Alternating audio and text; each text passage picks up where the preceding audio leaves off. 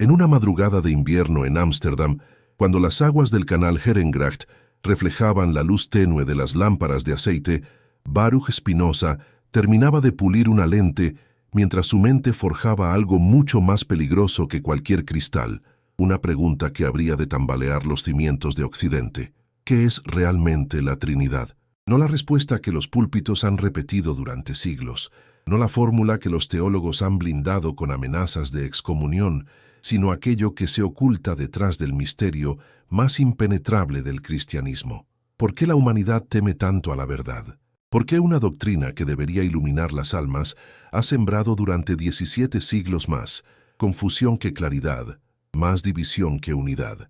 El filósofo holandés, expulsado de la sinagoga por sus ideas revolucionarias, había comenzado a entrever algo que la historia oficial había enterrado bajo capas de dogma y terror intelectual.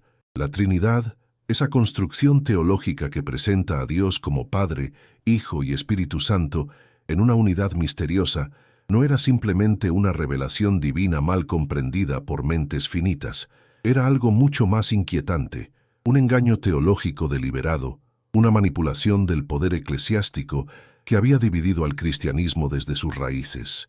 Pero ¿cómo había llegado Spinoza a esta conclusión devastadora? ¿Y por qué sus contemporáneos preferían vivir en la mentira consoladora antes que enfrentar una verdad que podría destruir todo aquello en lo que habían creído?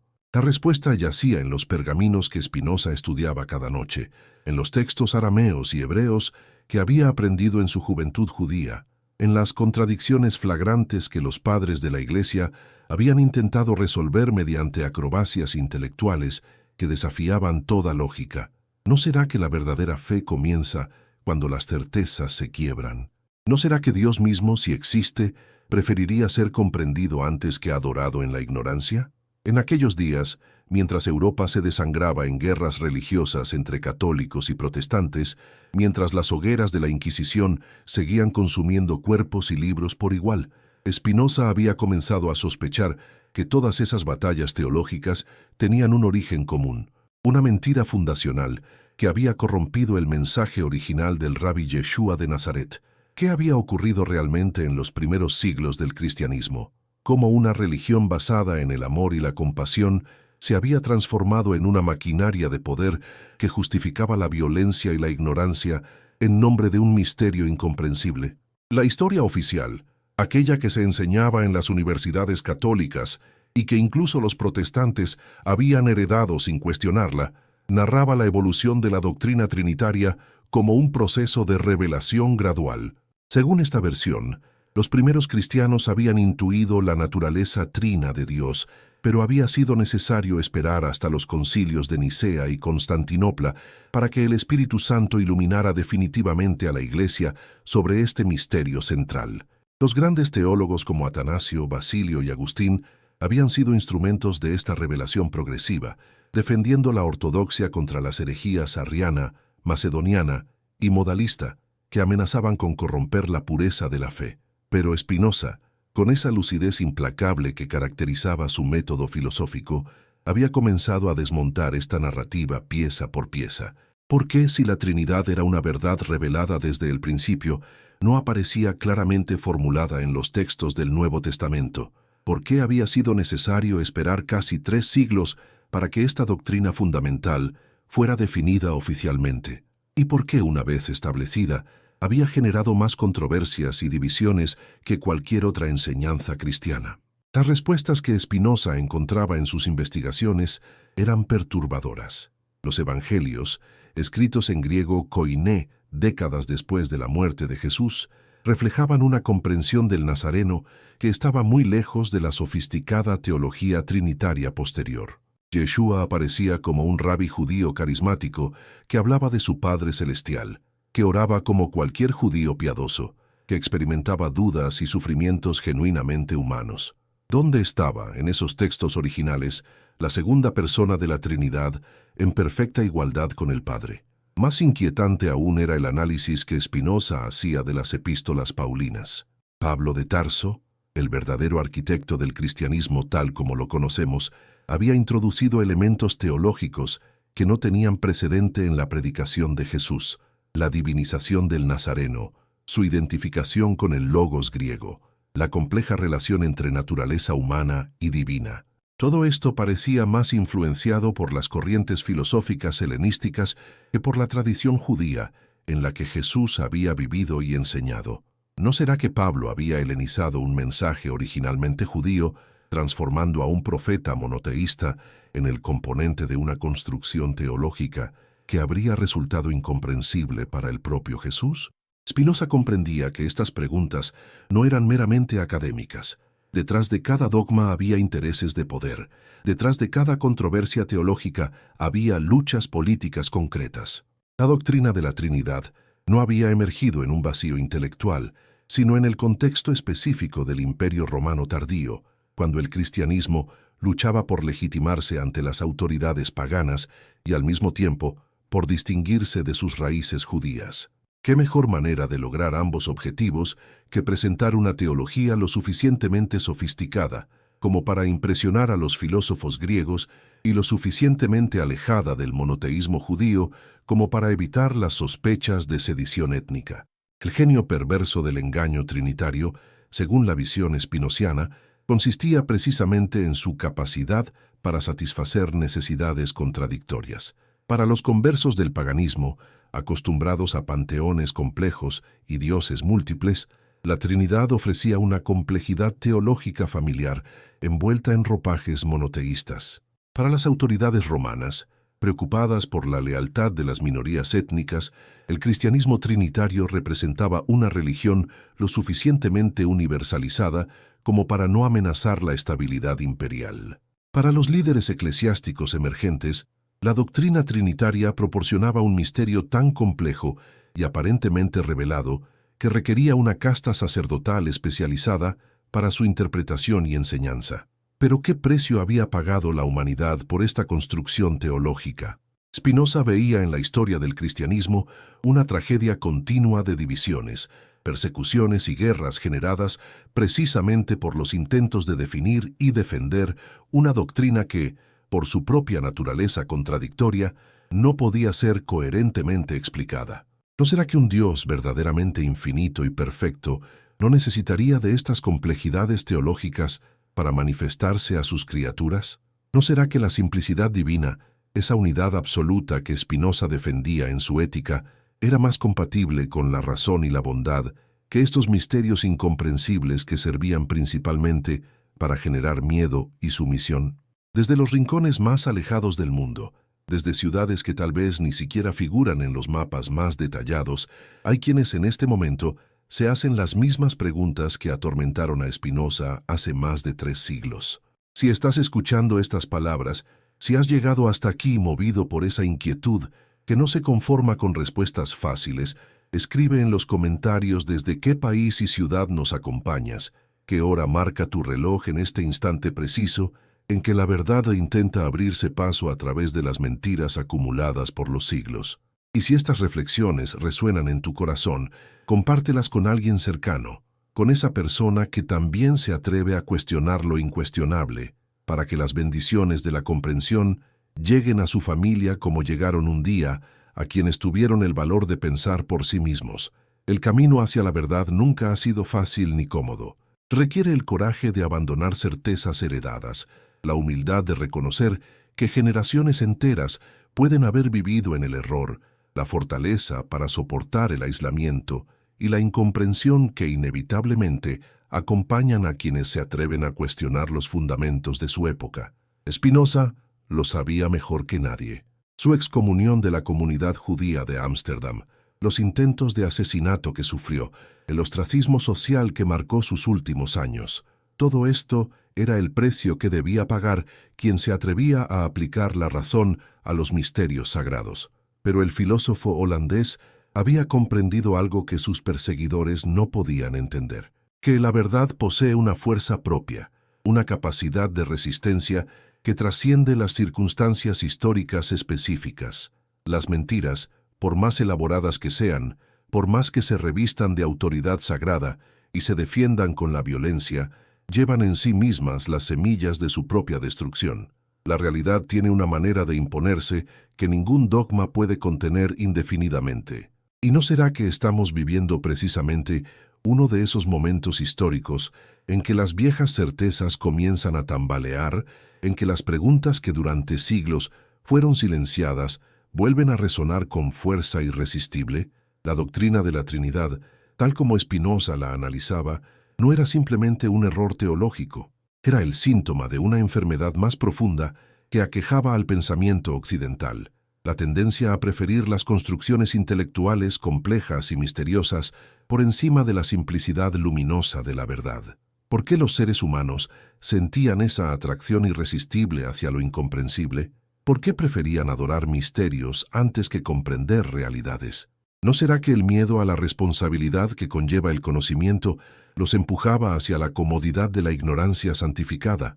En sus noches de insomnio, mientras pulía lentes que le permitirían a otros ver con mayor claridad el mundo físico, Spinoza pulía también las herramientas intelectuales que permitirían a la humanidad ver con mayor claridad el mundo espiritual. Su crítica a la Trinidad no era el ataque de un ateo resentido contra la religión, sino la propuesta de un místico racional que intuía la posibilidad de una espiritualidad más auténtica, liberada de las construcciones artificiales que la habían deformado durante siglos. ¿Qué significaba realmente la unidad divina que Spinoza proponía frente a la Trinidad cristiana? No la soledad de un Dios aislado en su perfección, sino la plenitud de una realidad tan completa en sí misma que no necesitaba dividirse en personas para manifestarse. El Deus sive natura spinoziano no era menos que el Dios trinitario, era infinitamente más, porque su infinitud no se fragmentaba en aspectos parciales, sino que se expresaba en la totalidad de lo existente. ¿No será que esta visión ofrecía una comprensión de lo divino más digna tanto de Dios como del ser humano, una espiritualidad que elevaba la razón en lugar de humillarla, que invitaba a la comprensión en lugar de exigir la sumisión ciega? Las implicaciones de esta revolución conceptual eran devastadoras para toda la estructura del cristianismo institucional. Si la Trinidad era un engaño teológico, si había sido construida para servir a intereses de poder más que para revelar verdades espirituales, entonces, ¿qué quedaba del edificio doctrinal que sobre ella se había construido? ¿Qué validez tenían los sacramentos que dependían de la mediación trinitaria? ¿Qué autoridad les quedaba a las iglesias que habían basado su legitimidad en la custodia de este misterio? ¿Y qué esperanza de unidad tenía un cristianismo dividido desde sus fundamentos por una doctrina que generaba más confusión que claridad? Pero Spinoza no era un destructor nihilista. Su crítica apuntaba hacia una reconstrucción, hacia la posibilidad de una religiosidad más auténtica, basada en la comprensión racional de la naturaleza divina. Si el engaño trinitario había dividido al cristianismo, la verdad de la unidad divina podría reunificarlo sobre bases más sólidas. Si el misterio incomprensible había generado siglos de violencia teológica, la simplicidad luminosa de Dios podría generar siglos de paz espiritual. ¿No será que la humanidad estaba lista para dar este salto, para abandonar las muletas dogmáticas y caminar con sus propias piernas hacia la verdad? La historia del cristianismo primitivo, tal como Spinoza la reconstruía a partir de los documentos disponibles, revelaba las huellas de este proceso de manipulación doctrinal. Los primeros seguidores de Jesús, aquellos judíos galileos que habían conocido personalmente al Nazareno, mantenían una comprensión esencialmente monoteísta de su mensaje. Para ellos Jesús era el Mesías prometido, el enviado de Dios, pero no Dios mismo en una compleja formulación trinitaria que habría resultado incomprensible para sus mentes semitas. La transformación había comenzado con la predicación de Pablo entre los gentiles. El apóstol de los paganos, formado en la cultura helenística de Tarso, había traducido el mensaje judío de Jesús al lenguaje filosófico griego, introduciendo conceptos como el logos que preparaban el terreno para posteriores desarrollos trinitarios. Pero había sido consciente Pablo de las implicaciones a largo plazo de esta helenización. O había actuado simplemente como un misionero pragmático que adaptaba su mensaje a las categorías mentales de su audiencia. Spinoza sospechaba que la respuesta era más compleja. Pablo había experimentado una conversión tan radical en el camino a Damasco que había reinterpretado completamente tanto su comprensión del judaísmo como su visión del Nazareno. El Jesús paulino no era simplemente el rabí judío que habían conocido los 12, sino una figura cósmica cuya muerte y resurrección tenían implicaciones universales. Esta expansión conceptual, necesaria para hacer del cristianismo una religión mundial, había abierto también la puerta a desarrollos teológicos que se alejarían cada vez más del monoteísmo original. Los padres apostólicos, aquellos cristianos de la segunda y tercera generación que habían conocido a los discípulos directos de los apóstoles, todavía mantenían una teología relativamente simple. Sus escritos, cuando se los lee sin los lentes de la ortodoxia posterior, muestran una comprensión de Cristo que, aunque exaltada, no llegaba aún a las formulaciones trinitarias posteriores. ¿Qué había ocurrido entonces? ¿Cómo se había producido la transición hacia la compleja teología que culminaría en los grandes concilios ecuménicos?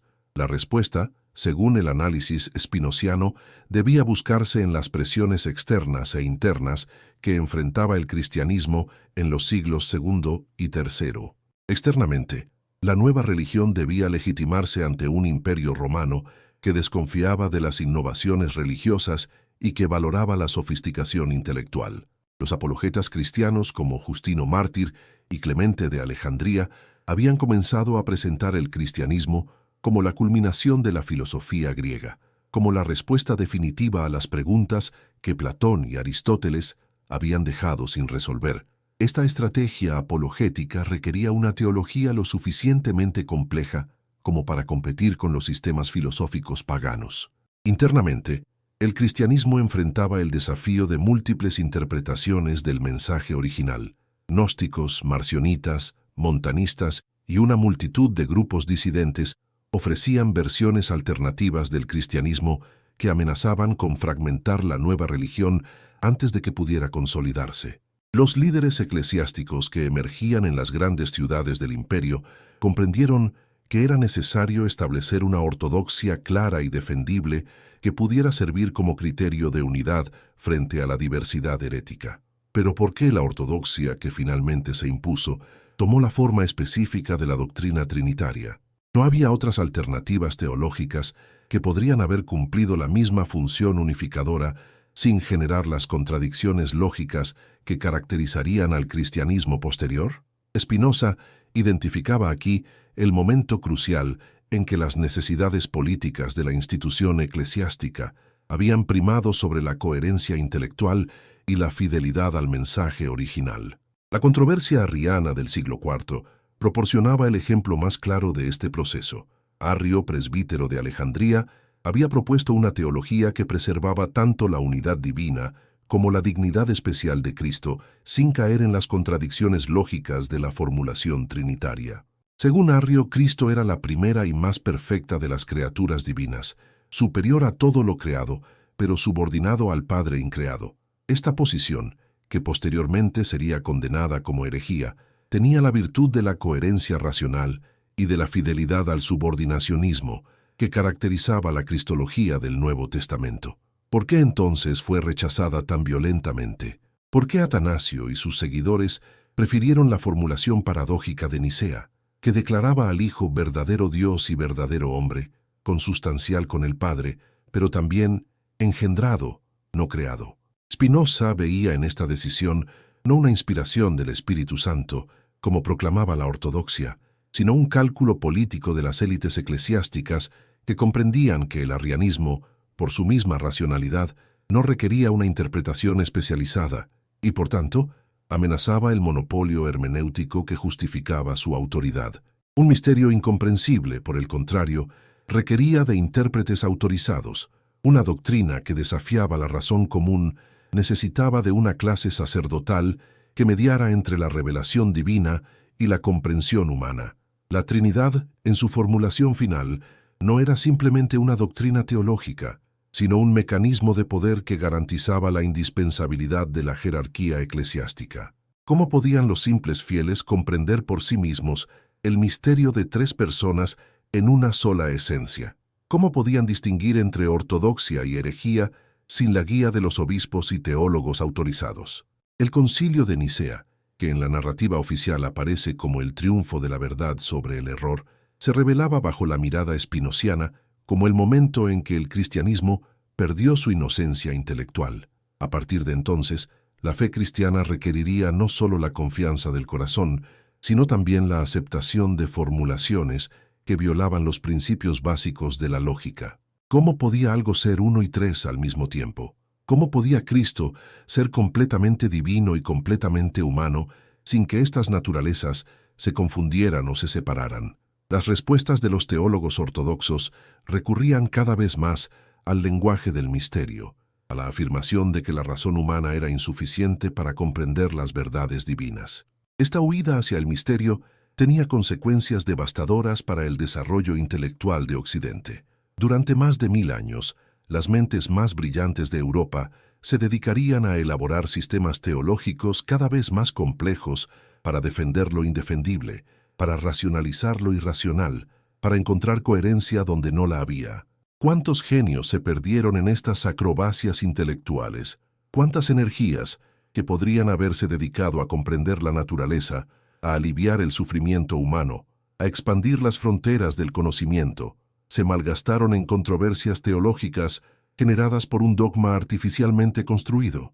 Spinoza contemplaba esta tragedia intelectual con la mezcla de compasión y indignación que caracterizaba su temperamento filosófico. Compasión por las generaciones de creyentes sinceros que habían vivido atormentados por dudas que no se atrevían a expresar, que habían sacrificado su integridad intelectual en el altar de una ortodoxia que exigía la sumisión de la razón. Indignación contra los líderes religiosos que, conscientes de las contradicciones de su sistema, habían preferido mantener su autoridad antes que buscar la verdad, que habían convertido la religión en un instrumento de control social más que en un camino hacia la liberación espiritual. Pero ¿no será que toda esta tragedia histórica había sido necesaria? ¿No será que la humanidad necesitaba pasar por esta experiencia de alienación intelectual para apreciar plenamente el valor de la razón? ¿No será que el engaño trinitario, precisamente por su artificialidad evidente, terminaría siendo su propia refutación, empujando a las mentes más lúcidas hacia la búsqueda de alternativas más auténticas? Spinoza intuía que vivía en uno de esos momentos históricos cruciales en que las viejas certezas comenzaban a tambalear. La Reforma protestante había fracturado la unidad aparente de la cristiandad occidental, pero había mantenido intactos los dogmas fundamentales, incluyendo la Trinidad. Las guerras religiosas que desangraban Europa demostraban la bancarrota moral de un cristianismo que proclamaba el amor, pero practicaba la violencia, que hablaba de unidad, pero generaba división, que prometía paz, pero sembraba guerra. ¿No era hora ya de ir más allá de estas reformas superficiales hacia una transformación radical de la conciencia religiosa occidental? La ciencia moderna, que comenzaba a florecer en tiempos de Spinoza, ofrecía un modelo alternativo de comprensión de la realidad. Los descubrimientos de Galileo, las leyes de Kepler, los experimentos de Harvey, demostraban que el universo funcionaba según principios racionales comprensibles para la mente humana. ¿Por qué entonces debía reservarse un ámbito de irracionalidad para lo divino? ¿No será que un Dios verdaderamente perfecto se manifestaría a través de leyes tan claras y coherentes como aquellas que gobernaban el movimiento de los planetas? La ética espinociana, esa geometría de las pasiones humanas que el filósofo estaba desarrollando, se basaba precisamente en esta intuición, que la vida espiritual, lejos de ser un reino de misterios incomprensibles, podía ser comprendida con la misma claridad con que los matemáticos demostraban sus teoremas. La felicidad, la virtud, la libertad, no eran dones arbitrarios de una gracia divina incomprensible, sino resultados naturales de la comprensión adecuada de nuestra posición en el orden cósmico. ¿Y no era esta una propuesta infinitamente más digna, tanto de Dios como del ser humano, que la sumisión ciega a dogmas contradictorios? En el corazón de la crítica espinociana a la Trinidad latía una intuición mística profunda, que la verdadera religión no podía basarse en la división, sino en la unidad, no en el misterio, sino en la comprensión, no en el temor, sino en el amor. El Deus sive natura de Spinoza no era un Dios empobrecido en comparación con la Trinidad cristiana. Era un Dios infinitamente más rico, porque su infinitud se expresaba en la totalidad de lo real sin necesidad de fraccionarse en personas separadas. Esta visión tenía implicaciones revolucionarias para la vida espiritual concreta. Si Dios no estaba separado de la naturaleza, sino que se identificaba con ella, entonces cada acto de conocimiento de las leyes naturales era un acto de conocimiento de Dios. Si no había mediadores necesarios entre lo humano y lo divino, entonces cada persona podía acceder directamente a la experiencia de lo sagrado. Si la salvación no dependía de la aceptación de dogmas incomprensibles, sino de la comprensión de nuestro lugar en el orden cósmico, entonces la razón se convertía en el instrumento privilegiado de la vida espiritual. ¿No era esta una democratización de lo sagrado infinitamente superior al monopolio clerical que había caracterizado al cristianismo institucional? Pero Spinoza no era ingenuo respecto a las resistencias que su propuesta encontraría. El engaño trinitario no se había mantenido durante 17 siglos solo por la fuerza de la autoridad eclesiástica, sino también por la comodidad psicológica que proporcionaba a quienes preferían no asumir la responsabilidad de pensar por sí mismos. ¿Cuántas personas estaban realmente dispuestas a abandonar la seguridad de las certezas heredadas por la aventura incierta de la búsqueda personal de la verdad? ¿Cuántas tenían el coraje de enfrentar el vértigo de un universo en el que ellas mismas debían encontrar el sentido? La respuesta a estas preguntas determinaría el futuro de la humanidad.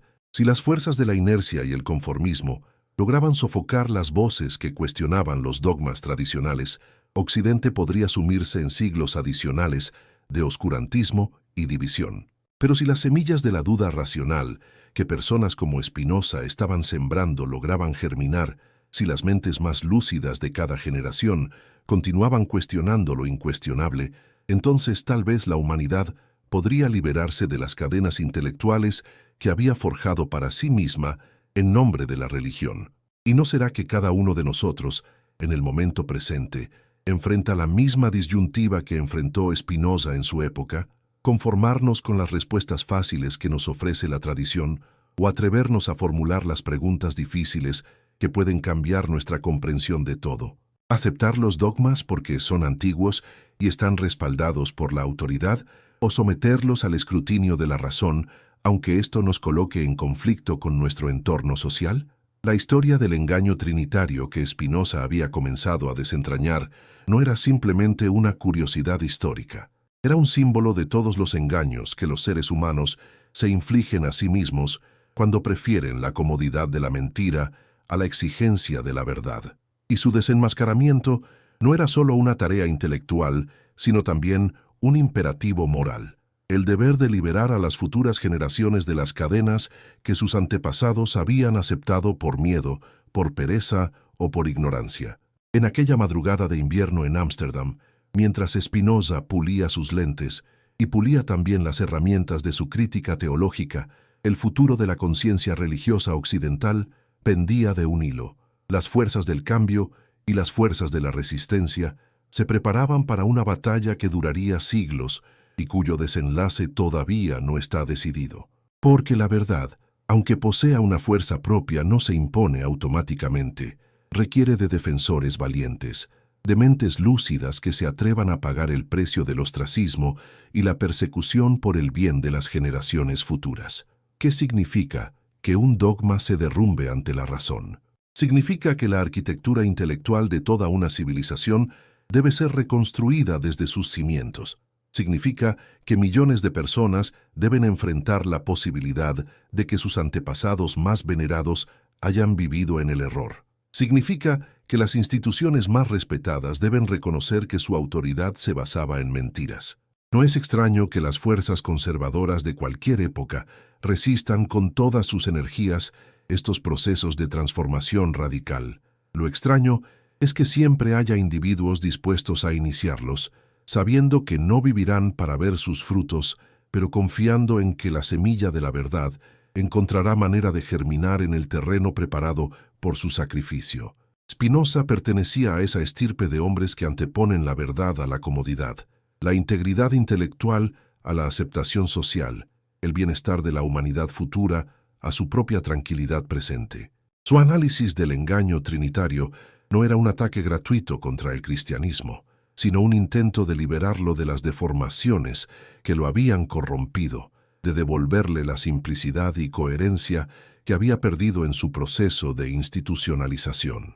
¿No será que los verdaderos amigos de una tradición son aquellos que se atreven a criticar sus errores, no aquellos que los perpetúan por comodidad o por miedo? La segunda parte del drama que Spinoza había comenzado a desentrañar se desarrollaba en el terreno del conflicto entre fe y razón, esa batalla milenaria que había dividido no solo a la cristiandad, sino a toda la cultura occidental. ¿Por qué la Iglesia teme más a las dudas que a las herejías?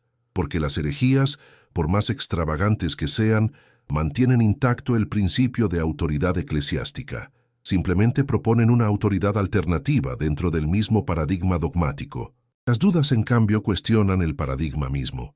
Sugieren que tal vez ninguna autoridad externa tenga derecho a imponer verdades que la razón no puede verificar. El caso de la Trinidad ilustraba perfectamente esta dinámica.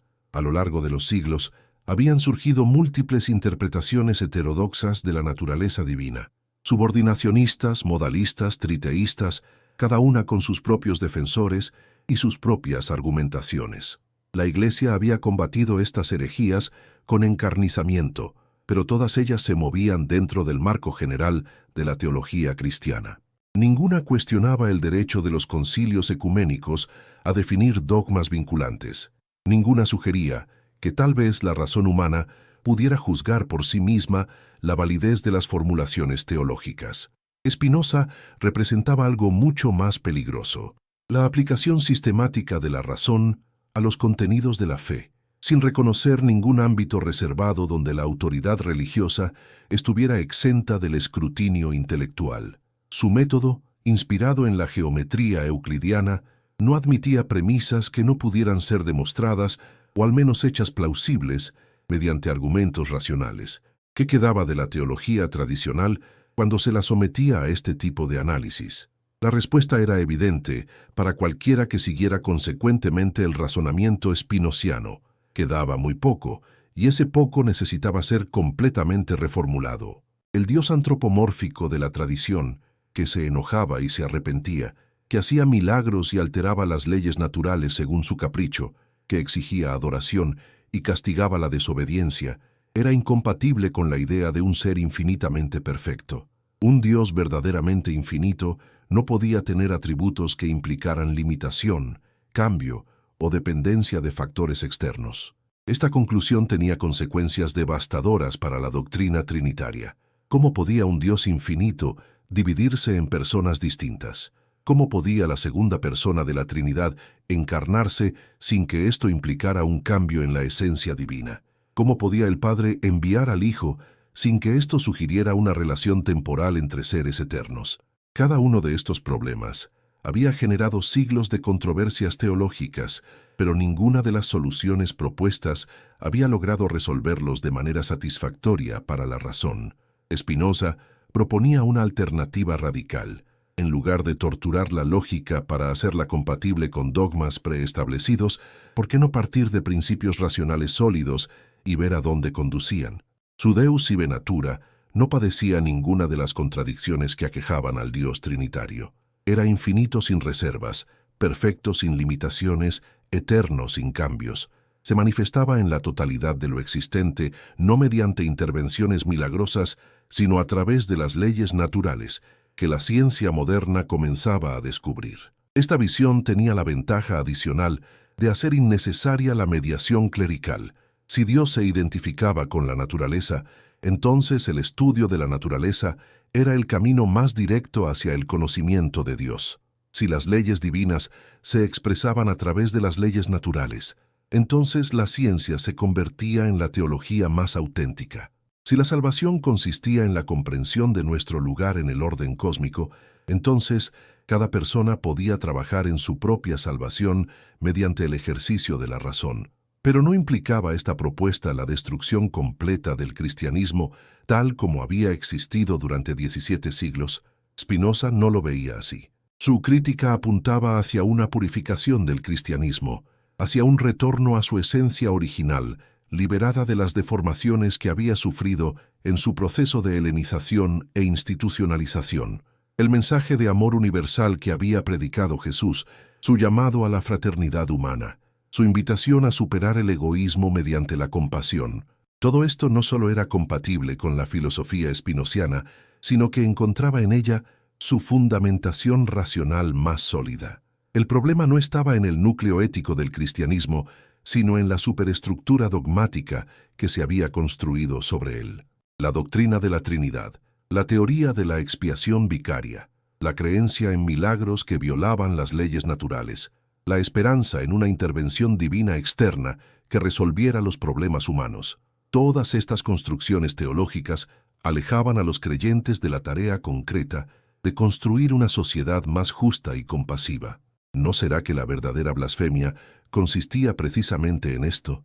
En distraer a los seres humanos de sus responsabilidades éticas mediante la promesa de soluciones mágicas, en enseñarles a confiar en la intercesión divina en lugar de desarrollar sus propias capacidades racionales y morales, en dividirlos mediante dogmas incomprensibles en lugar de unirlos mediante valores compartidos? La ética spinociana ofrecía una alternativa que preservaba lo mejor de la tradición cristiana, mientras eliminaba sus elementos más problemáticos. El amor intellectualis Dei, esa forma suprema de amor que surgía de la comprensión racional de la realidad divina, no era menos intenso que el amor místico de los santos cristianos. Era más puro, porque no estaba contaminado por elementos antropomórficos que reducían lo infinito a dimensiones humanas. La comunidad de los sabios que Spinoza vislumbraba como resultado de la aplicación consecuente de su filosofía no sería menos fraterna que la comunidad cristiana ideal. Sería más auténtica, porque su unidad se basaría en la comprensión compartida de la verdad, no en la sumisión común a dogmas incomprensibles. La esperanza en la realización de las potencialidades humanas que animaba su proyecto no era menos elevada que la esperanza cristiana en la vida eterna. Era más realista, porque se basaba en capacidades efectivamente presentes en la naturaleza humana, no en promesas que requerían la suspensión de las leyes naturales. Pero ¿tenía realmente la humanidad la capacidad de elevarse a este nivel de comprensión racional? ¿No era la propuesta spinociana demasiado exigente para seres que, en su mayoría, preferían la comodidad de las certezas heredadas a la aventura incierta de la búsqueda personal de la verdad? Spinoza era consciente de estas limitaciones, pero no las consideraba insurmontables. La razón, aunque no se desarrollara igualmente en todos los individuos, era una potencialidad universal de la especie humana. Las condiciones sociales, educativas y culturales podían favorecerla o reprimirla, pero no podían eliminarla completamente. El engaño trinitario había prosperado durante siglos precisamente porque las condiciones históricas favorecían la sumisión intelectual sobre la autonomía racional. Las masas analfabetas no tenían acceso a los textos originales que podrían haber alimentado su capacidad crítica. Las élites educadas dependían del patronazgo eclesiástico para su supervivencia económica. Los disidentes enfrentaban la persecución y el ostracismo social. En estas circunstancias, no era extraño que las voces críticas fueran minoritarias y fácilmente silenciadas, pero los tiempos estaban cambiando.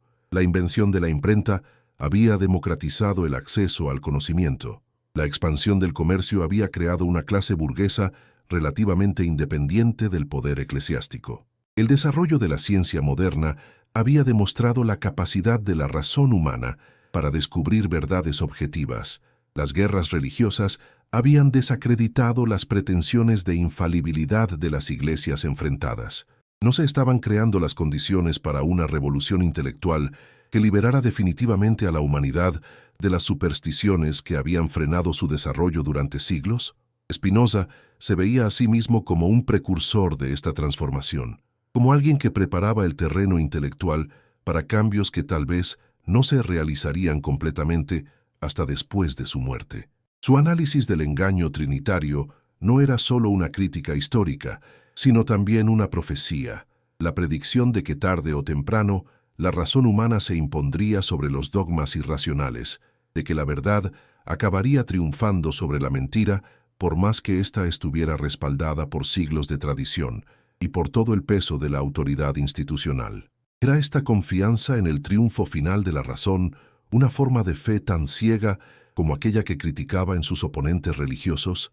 Spinoza no lo creía así.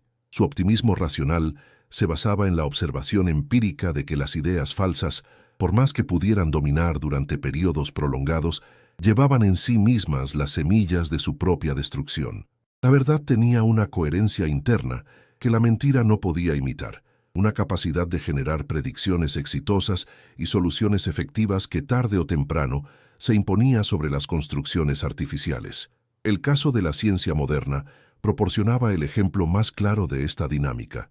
Durante más de 1000 años, la astronomía tolemaica había dominado la comprensión occidental del cosmos, respaldada por toda la autoridad de Aristóteles y por la aparente concordancia con el sentido común. Pero las observaciones más precisas que permitían los nuevos instrumentos habían revelado anomalías que el sistema tradicional no podía explicar. La teoría heliocéntrica de Copérnico, desarrollada por Kepler y Galileo, había triunfado no por la fuerza de la autoridad, sino por su superior capacidad explicativa y predictiva.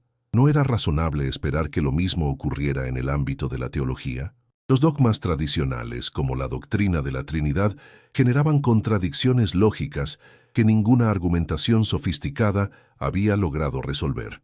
Las alternativas racionales, como la teología espinociana, ofrecían una coherencia intelectual y una fecundidad práctica superiores.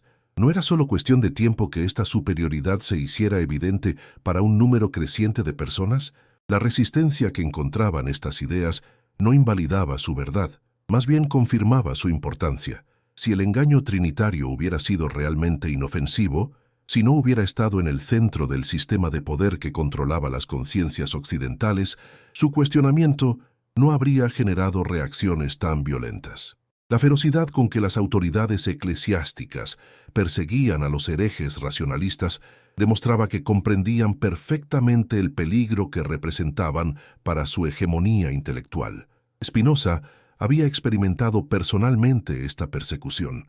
Su excomunión de la sinagoga de Ámsterdam, los intentos de asesinato que había sufrido, el ostracismo social que marcaba su vida cotidiana. Todo esto era el precio que debía pagar por atreverse a pensar libremente sobre cuestiones que las autoridades religiosas consideraban de su exclusiva competencia. Pero ¿no era precisamente esta persecución una confirmación adicional de que estaba en el camino correcto? Los defensores de la verdad nunca habían tenido vida fácil. Sócrates había sido condenado a muerte por corromper a la juventud con sus preguntas incómodas. Galileo había sido obligado a retractarse de sus descubrimientos astronómicos. Bruno había terminado en la hoguera por defender la infinitud del universo. Era razonable esperar que los cuestionadores de dogmas, aún más centrales para el sistema de creencias occidental, tuvieran mejor suerte. Pero la historia también mostraba que las ideas verdaderas, aunque pudieran ser silenciadas temporalmente, tenían una capacidad de resurrección que desafiaba todos los intentos de supresión definitiva. Las obras de los filósofos perseguidos encontraban manera de sobrevivir, de circular clandestinamente, de inspirar a nuevas generaciones de buscadores de la verdad. Las preguntas que una época no se atrevía a formular públicamente fermentaban en silencio hasta encontrar el momento apropiado para emerger con fuerza irresistible. ¿No será que estamos viviendo precisamente uno de esos momentos de fermentación silenciosa? ¿No será que las dudas que muchos experimentan, pero no se atreven a expresar sobre las doctrinas religiosas tradicionales, están preparando el terreno para una transformación tan radical como aquella que Spinoza había vislumbrado? Las señales están por todas partes. El declive de la autoridad eclesiástica en las sociedades más educadas, el crecimiento del escepticismo religioso entre los jóvenes, la búsqueda de espiritualidades alternativas que no requieran la suspensión de la razón, tal vez el engaño trinitario, esa construcción teológica que había dividido al cristianismo durante 17 siglos, esté finalmente llegando al final de su largo reinado. Tal vez las futuras generaciones mirarán hacia atrás y se preguntarán cómo fue posible que mentes tan brillantes como las de Agustín, Tomás de Aquino o Calvino dedicaran sus vidas a defender lo indefendible, a racionalizar lo irracional, a encontrar coherencia donde no la había. Pero esta transformación no ocurrirá automáticamente. Requiere de individuos valientes que se atrevan a plantear las preguntas incómodas, que prefieran la verdad dolorosa a la mentira consoladora, que estén dispuestos a pagar el precio social de la disidencia intelectual. Requiere de comunidades que valoreen la búsqueda honesta de la verdad por encima de la conformidad con las tradiciones heredadas. Requiere de instituciones educativas que enseñen a pensar críticamente en lugar de simplemente transmitir dogmas. ¿Estamos preparados para asumir estas responsabilidades? ¿Tenemos el coraje de nuestros antepasados más lúcidos que prefirieron la persecución a la traición de sus convicciones más profundas? ¿O seguiremos refugiándonos en la comodidad de las certezas heredadas, postergando indefinidamente el encuentro con una verdad que puede resultar perturbadora, pero que es la única base sólida para una vida auténticamente humana? El conflicto entre fe y razón que había marcado la vida intelectual de Spinoza no era simplemente un debate académico entre teólogos y filósofos, era la expresión de una tensión más profunda que atravesaba toda la cultura occidental. La tensión entre la tendencia conservadora, que privilegiaba la continuidad con el pasado, y la tendencia progresista, que privilegiaba la apertura hacia nuevas posibilidades de comprensión y realización humana. Esta tensión se manifestaba de manera particularmente aguda en el ámbito religioso, porque allí estaban en juego no solo cuestiones intelectuales, sino también las fuentes más profundas de sentido y esperanza que orientaban la vida de millones de personas. ¿Qué ocurría cuando los fundamentos racionales de una tradición religiosa se revelaban problemáticos?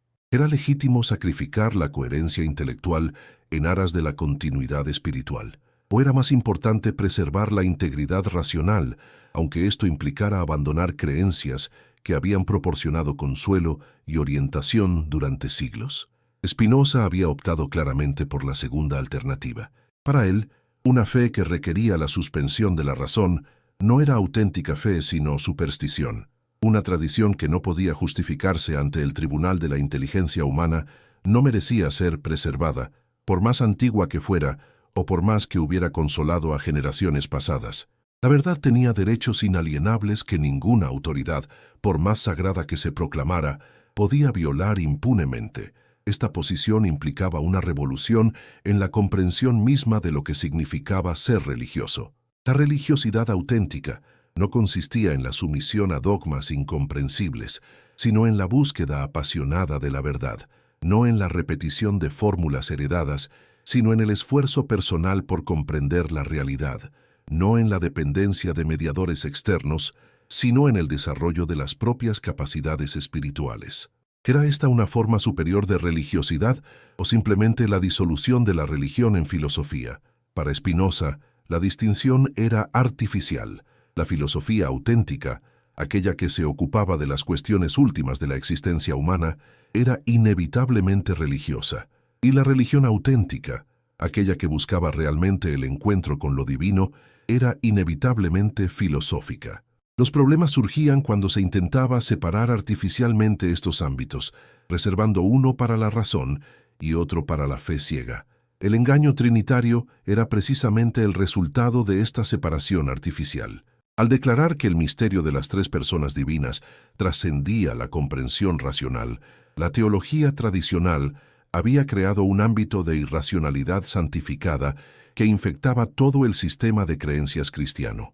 Una vez que se aceptaba que Dios podía ser contradictorio, uno y tres al mismo tiempo, ¿qué impedía aceptar cualquier otra contradicción en nombre de la fe? Una vez que se renunciaba a aplicar la lógica a las cuestiones religiosas fundamentales, ¿cómo se podía distinguir entre revelación auténtica y impostura clerical? La crítica espinociana de la Trinidad era, por tanto, mucho más que una disputa teológica particular. Era un ataque a la raíz misma del pensamiento autoritario en el ámbito religioso, una defensa de los derechos inalienables de la razón humana frente a cualquier pretensión de infalibilidad institucional.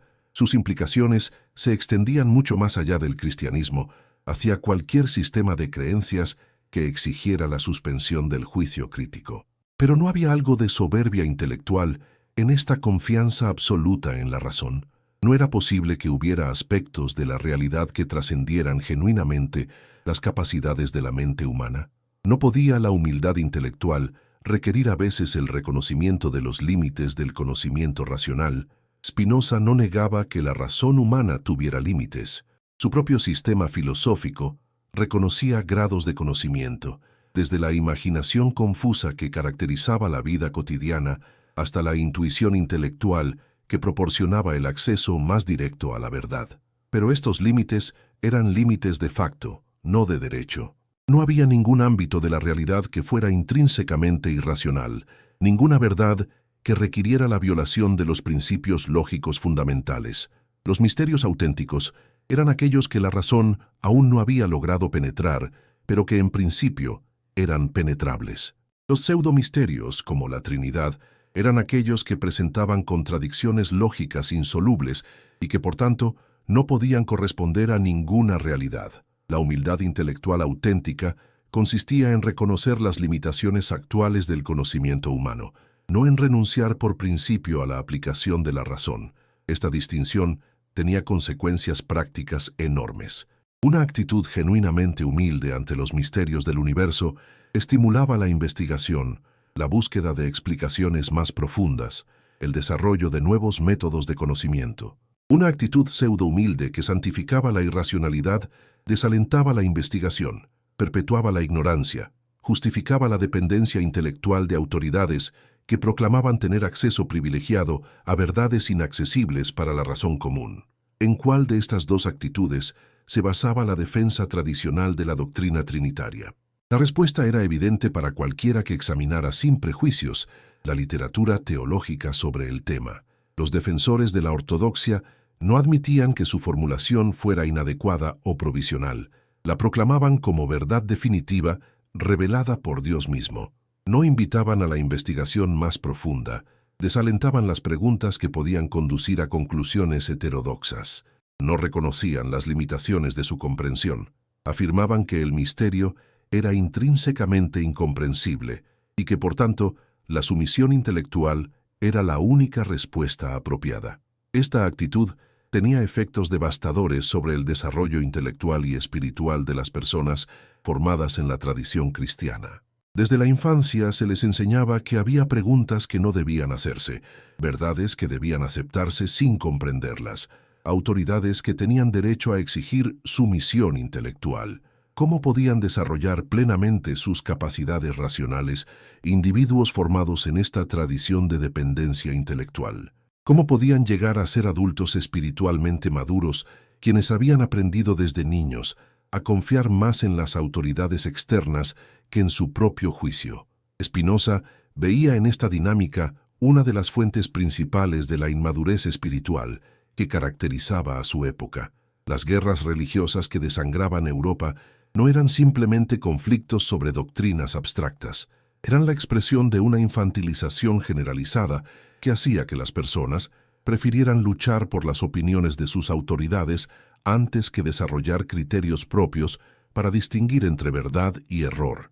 La superación de esta inmadurez requería una transformación educativa radical que colocara el desarrollo de la capacidad de juicio individual en el centro del proceso formativo. En lugar de enseñar a los niños qué pensar, había que enseñarles cómo pensar. En lugar de transmitirles dogmas que debían aceptar por fe, había que proporcionarles herramientas intelectuales que les permitieran evaluar por sí mismos la validez de cualquier afirmación.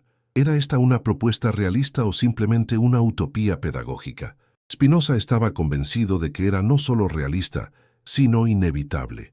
Las condiciones históricas que habían permitido el florecimiento de los sistemas dogmáticos estaban cambiando irreversiblemente.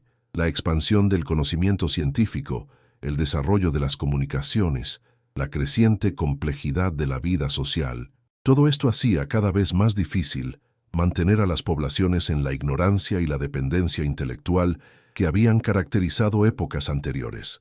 Los proplos propagandistas del dogma trinitario habían comprendido desde el principio que su supervivencia dependía de la capacidad de silenciar las voces discordantes antes de que pudieran articular una crítica coherente.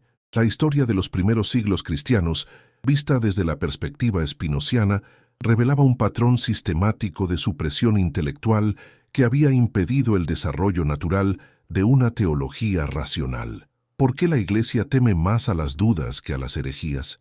Porque las herejías por más extravagantes que sean, operan dentro del mismo marco de referencia dogmático. Simplemente proponen contenidos alternativos para la misma estructura de pensamiento autoritario. Las dudas, en cambio, cuestionan la legitimidad misma de la estructura, sugieren que tal vez ninguna autoridad externa tenga derecho a imponer verdades que la razón no puede verificar.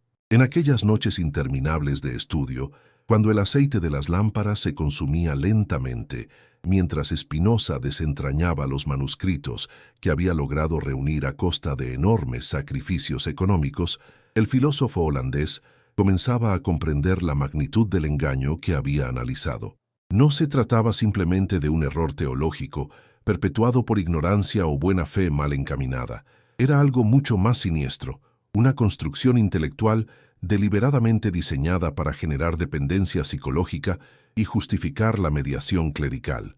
¿Cómo había logrado la doctrina trinitaria convertirse en el instrumento perfecto de control mental que había dominado Occidente durante más de 1000 años? La respuesta yacía en la naturaleza misma de la formulación trinitaria, en esa combinación perversa de complejidad aparente y vacuidad real que la hacía simultáneamente irresistible para las mentes sofisticadas e incomprensible para las mentes simples. Los intelectuales se sentían atraídos por la elegancia formal de una construcción que parecía resolver la tensión entre unidad y multiplicidad divinas mediante una síntesis dialéctica superior. Las masas populares se intimidaban ante un misterio tan profundo que requería la mediación de especialistas para su comprensión. Ambos grupos terminaban sometiéndose, aunque por razones diferentes, a una autoridad eclesiástica que se proclamaba custodio exclusivo de esta verdad inefable. Pero, ¿qué ocurría cuando alguien tenía la audacia de examinar de cerca los fundamentos racionales de esta construcción aparentemente tan sofisticada? ¿Qué se descubría cuando se aplicaban los criterios de coherencia lógica que cualquier mente honesta exigía para aceptar una proposición como verdadera? Spinoza había dedicado años de su vida a este examen minucioso y sus conclusiones eran devastadoras para todo el edificio de la teología cristiana tradicional. La primera grieta en el sistema aparecía cuando se intentaba explicar cómo tres personas realmente distintas podían constituir una sola esencia divina. Los teólogos ortodoxos habían desarrollado un vocabulario técnico enormemente elaborado para abordar esta cuestión. Hablaban de personas subsistentes, de relaciones inmanentes, de procesiones eternas, de identidad esencial y distinción personal. Pero toda esta terminología sofisticada no podía ocultar la contradicción fundamental que subyacía a la formulación. Si las personas eran realmente distintas, entonces no podía haber unidad esencial absoluta. Si había unidad esencial absoluta, entonces las distinciones personales tenían que ser ilusorias. Los intentos de resolver esta contradicción mediante analogías tomadas de la experiencia humana revelaban la desesperación intelectual de los defensores del dogma. ¿Cómo podía la Trinidad ser semejante a las facultades del alma humana, memoria, inteligencia, voluntad, si se afirmaba simultáneamente que era absolutamente simple? ¿Cómo podía compararse con las operaciones de la mente humana, conocimiento de sí, amor de sí, si se proclamaba que trascendía todas las categorías de la experiencia finita? ¿Cómo podían estas analogías clarificar el misterio si los propios teólogos admitían que eran inadecuadas y que el misterio permanecía fundamentalmente incomprensible? Spinoza percibía en esta estrategia argumentativa un patrón que se repetiría constantemente en la historia de la teología cristiana. La apelación a la analogía cuando se necesitaba hacer plausible una doctrina, seguida inmediatamente por la negación de la analogía cuando sus implicaciones lógicas amenazaban con socavar la doctrina. ¿Era esta una metodología intelectualmente honesta? ¿Fuera simplemente una forma sofisticada de charlatanería que utilizaba la complejidad terminológica para ocultar la ausencia de contenido real? La segunda grieta aparecía cuando se examinaba la relación entre las personas divinas y sus supuestas funciones en la economía de la salvación. Según la doctrina ortodoxa, el Padre creaba, el Hijo redimía, el Espíritu Santo santificaba. Pero si las tres personas eran realmente iguales en dignidad y poder, ¿por qué esta división de funciones? ¿No implicaba una jerarquización que contradecía la igualdad proclamada? ¿Y si las tres personas actuaban siempre conjuntamente en todas las operaciones divinas, como exigía la unidad esencial, por qué atribuir funciones específicas a cada una? Los teólogos habían intentado resolver esta dificultad mediante la doctrina de la apropiación, según la cual las funciones específicas se atribuían a cada persona no porque actuara independientemente, sino porque esa función manifestaba más claramente sus características personales distintivas. Pero esta solución generaba nuevos problemas. ¿Cómo podía una persona divina tener características distintivas si compartía la misma esencia con las otras dos? ¿Y cómo podían estas características ser conocidas si se afirmaba que el misterio trinitario trascendía completamente la comprensión humana?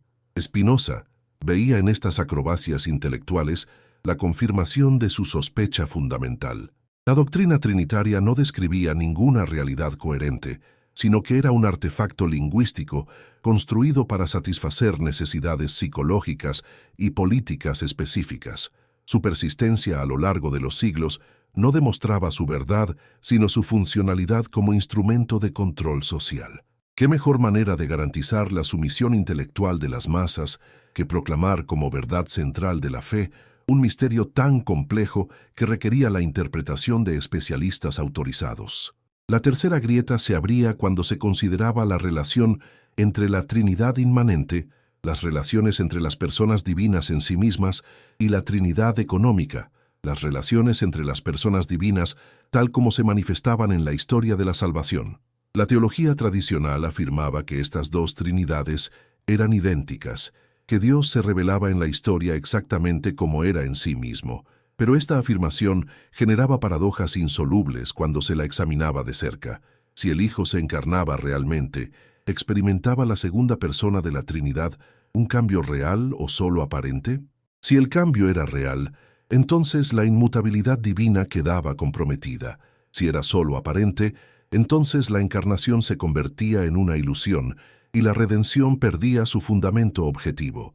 Los teólogos habían intentado resolver esta dificultad mediante la doctrina de las dos naturalezas de Cristo, pero esta solución multiplicaba los problemas en lugar de resolverlos. ¿Cómo podían coexistir en una sola persona una naturaleza inmutable y otra mutable, una naturaleza infinita y otra finita, una naturaleza impasible y otra capaz de sufrimiento? Cada intento de clarificación generaba nuevas complicaciones que requerían nuevas distinciones técnicas en un proceso aparentemente infinito de elaboración conceptual que nunca llegaba a una resolución satisfactoria. ¿Era esta la manera como se desenvolvía la comprensión de verdades auténticas?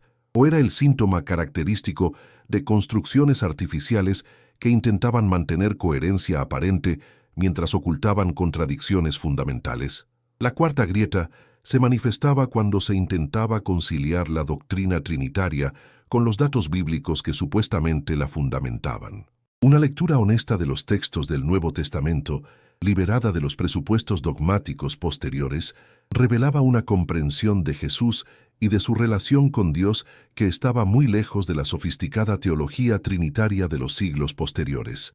El Jesús de los Evangelios oraba a su Padre como cualquier judío piadoso, experimentaba tentaciones y sufrimientos genuinamente humanos, confesaba su ignorancia sobre cuestiones que solo el Padre conocía. ¿Dónde estaba, en estos textos, la segunda persona de la Trinidad en perfecta igualdad con el Padre? Más problemático aún era el hecho de que los propios autores del Nuevo Testamento parecían conscientes de la tensión entre su comprensión de Jesús y las categorías teológicas que habían heredado del judaísmo. Pablo hablaba de Cristo como el primogénito de toda creación, como aquel por medio del cual fueron hechas todas las cosas, utilizando un lenguaje que sugería una posición intermedia entre lo divino y lo humano más que una igualdad perfecta con el Padre.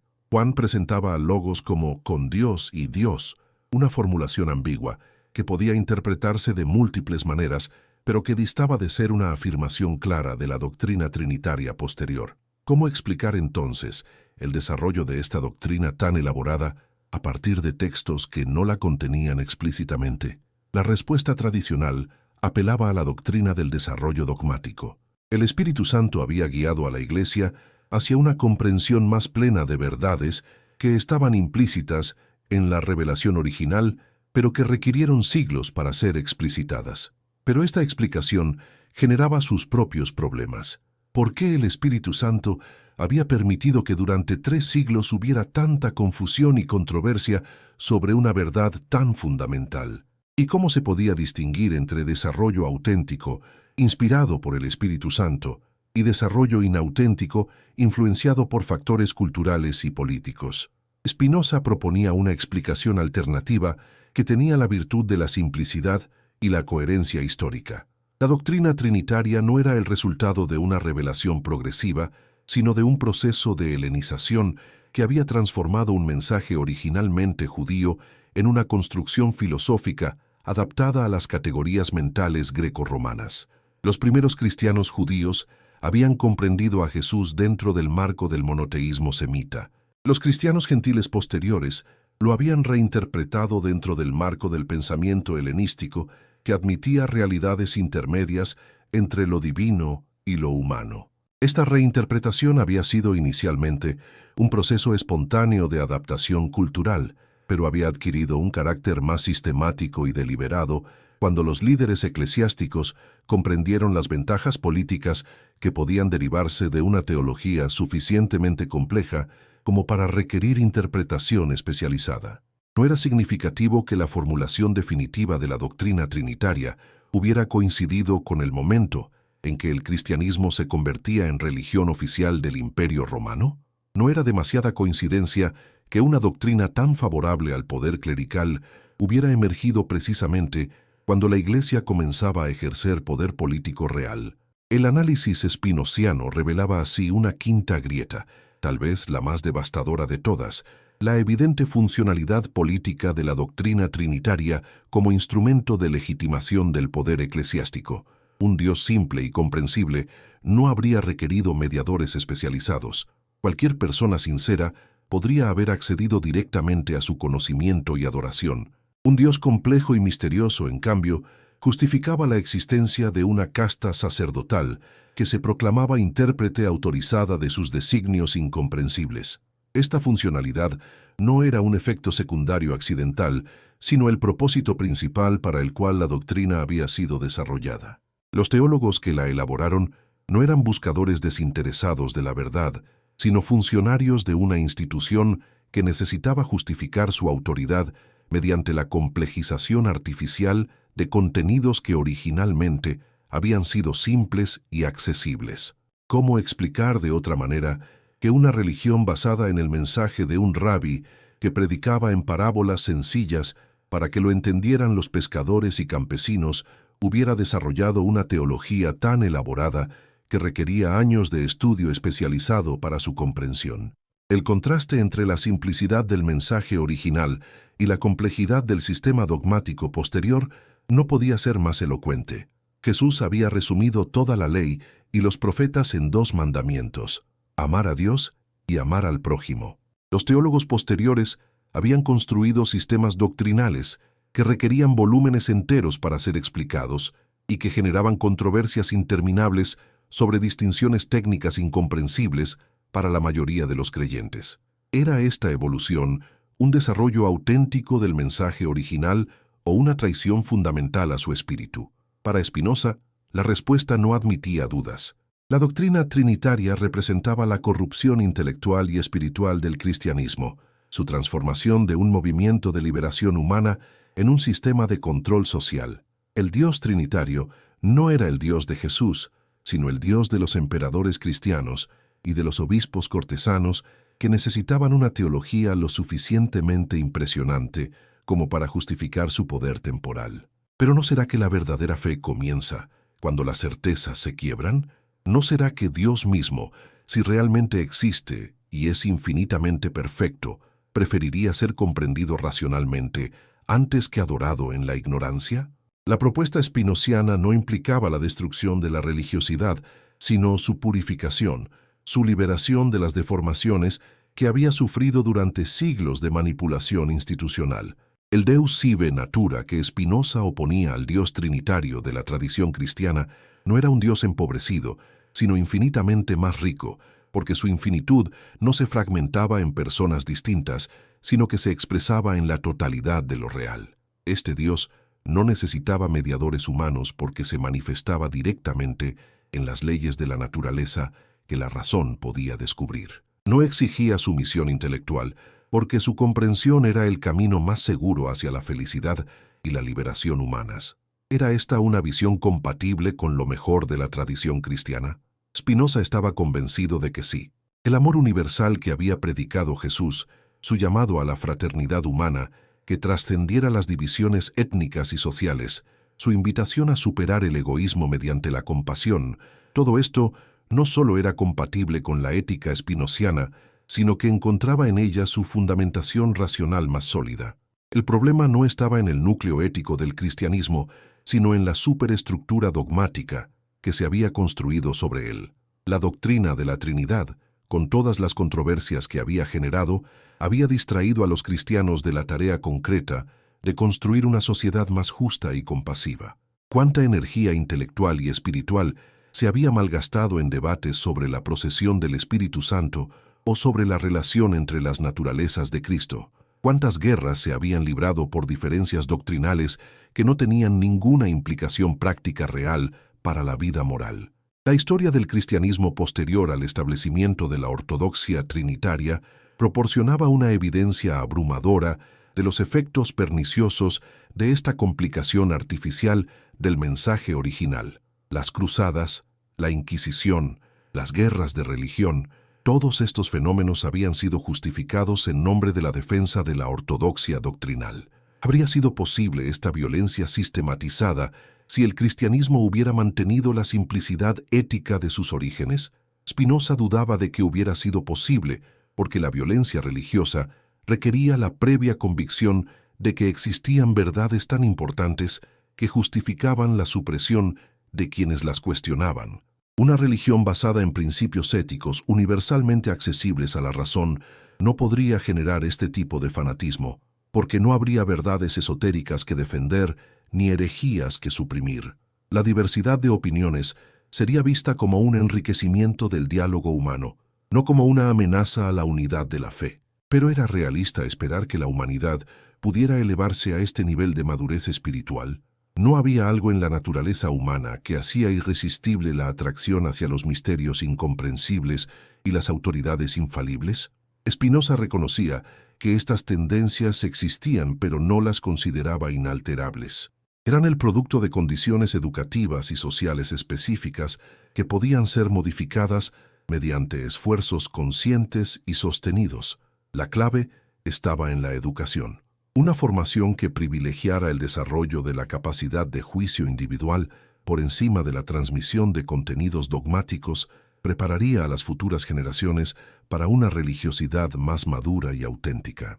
En lugar de enseñar a los niños qué pensar sobre Dios, había que enseñarles cómo pensar sobre las cuestiones últimas de la existencia. En lugar de proporcionarles respuestas que debían aceptar por fe, había que desarrollar en ellos la capacidad de formular preguntas más profundas y más precisas. Este proceso educativo no podría realizarse de la noche a la mañana. Requeriría generaciones de esfuerzo sostenido para superar siglos de condicionamiento intelectual.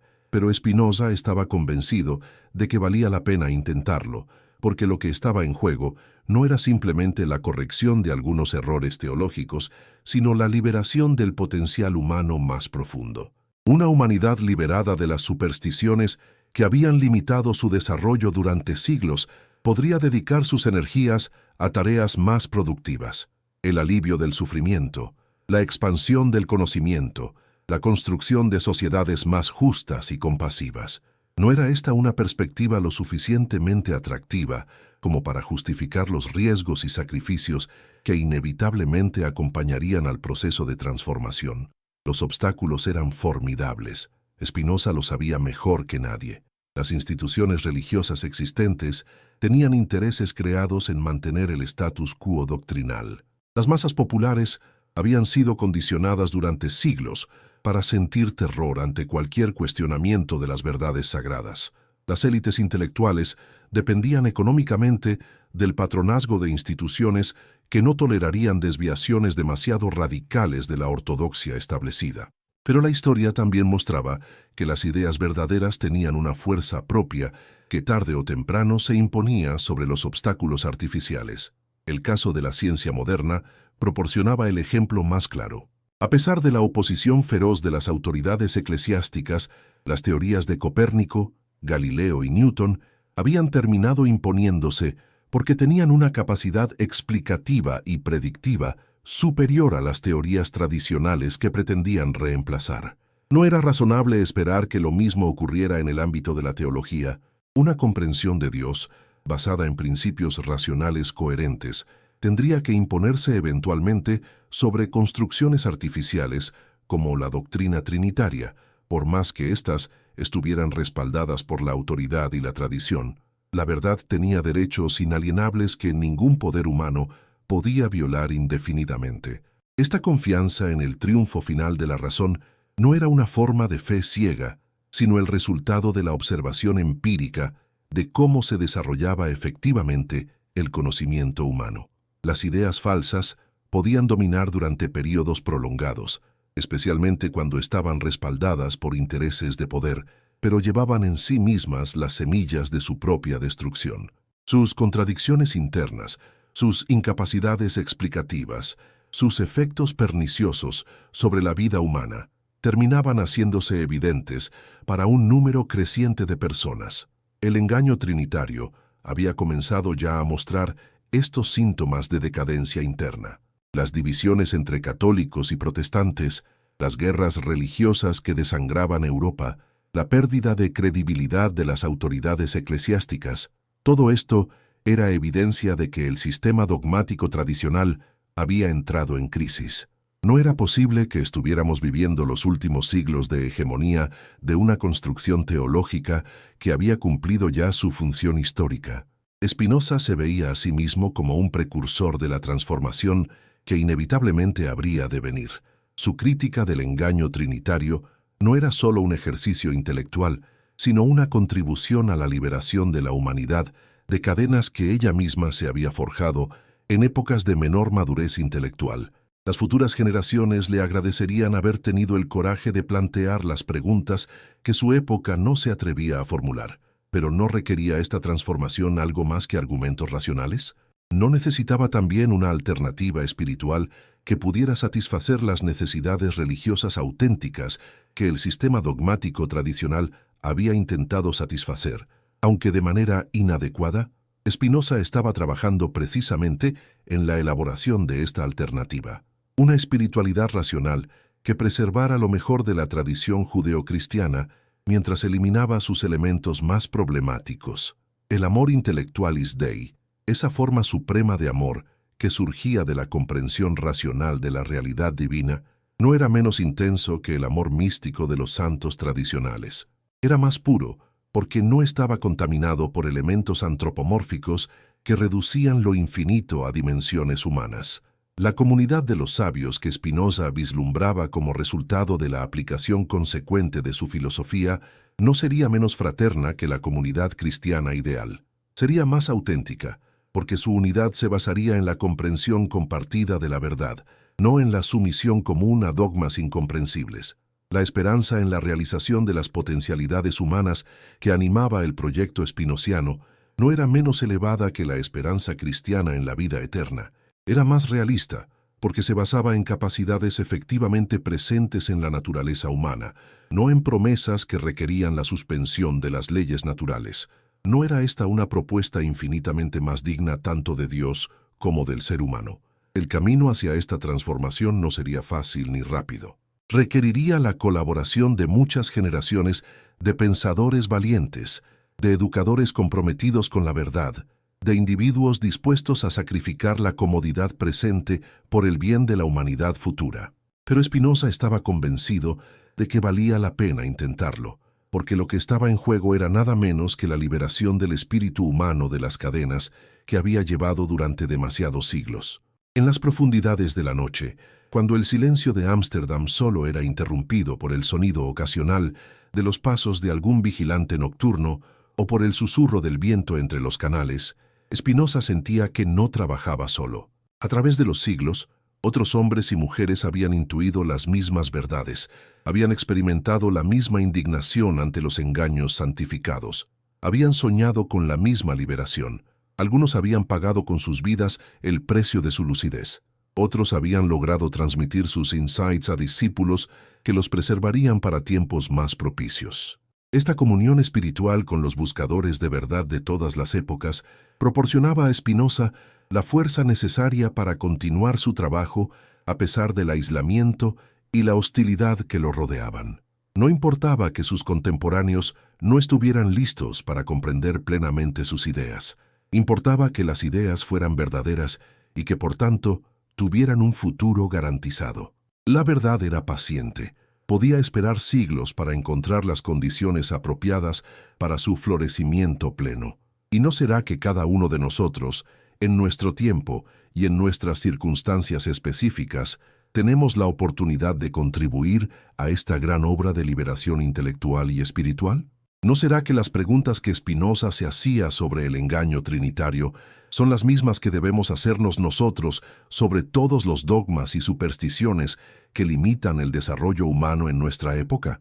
El espíritu crítico que animaba la investigación spinoziana es un legado que cada generación debe actualizar y aplicar a los problemas específicos que enfrenta. La historia del engaño trinitario no ha terminado. Sus efectos continúan moldeando la conciencia occidental, dividiendo a los cristianos, generando conflictos que parecen no tener solución dentro del marco dogmático tradicional. Pero tal vez estemos viviendo un momento histórico en que las condiciones están madurando para una superación definitiva de este engaño milenario. Las herramientas intelectuales están disponibles, la información histórica es más accesible que nunca, las mentes están más abiertas al cuestionamiento de las autoridades tradicionales. Lo que falta es el coraje de aplicar estas herramientas sin reservas, de seguir las implicaciones de la investigación racional hasta sus últimas consecuencias, de preferir una verdad perturbadora a una mentira consoladora. Tenemos este coraje. Estamos dispuestos a asumir las responsabilidades que conlleva la libertad intelectual. ¿O preferiremos seguir refugiándonos en la comodidad de las certezas heredadas, postergando indefinidamente el encuentro con una verdad que puede transformar radicalmente nuestra comprensión de nosotros mismos y de nuestro lugar en el cosmos? La respuesta a estas preguntas determinará no solo nuestro destino individual, sino el futuro de la civilización humana. Porque una humanidad que ha aprendido a pensar por sí misma sobre las cuestiones más fundamentales de la existencia, tendrá recursos para enfrentar cualquier desafío que el futuro pueda deparar. Una humanidad que permanece intelectualmente dependiente de autoridades externas estará siempre a merced de quienes controlan esas autoridades, sin importar cuán benévolas puedan parecer sus intenciones.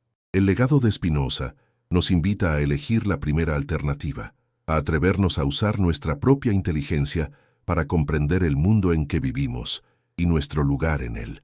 Esta invitación no es fácil de aceptar, pero es la única que puede conducirnos hacia una forma de vida verdaderamente humana, liberada de las supersticiones que han limitado nuestro desarrollo durante demasiado tiempo. ¿Tendremos el coraje de aceptarla?